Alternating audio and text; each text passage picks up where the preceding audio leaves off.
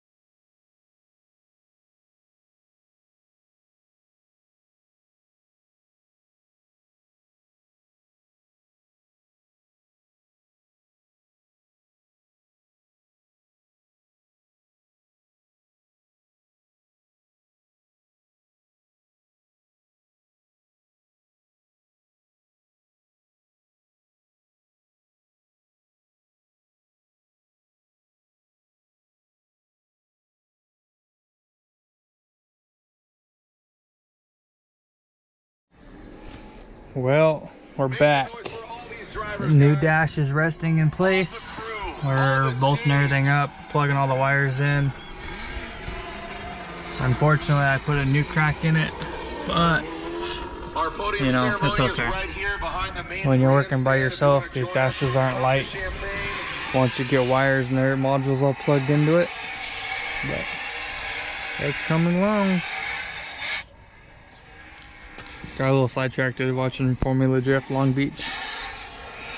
Alright guys, I'll come back when we're done.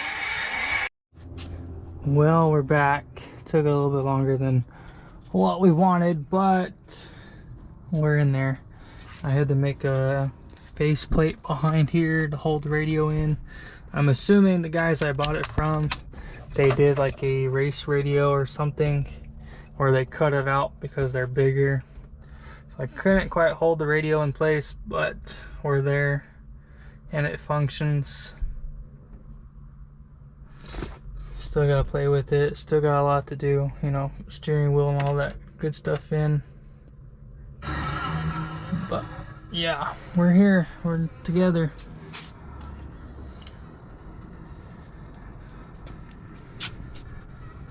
Hopefully we got my heater and everything figured out, but I doubt it because the clips are broke, so I can't move them very well. I don't know what to do about that. I don't know if anybody's done a newer model Ranger AC heater swap in these older trucks. I'd have to do some research and see, but hopefully the hot air doesn't blow consistently now. Alright guys, tune in for another time. See ya.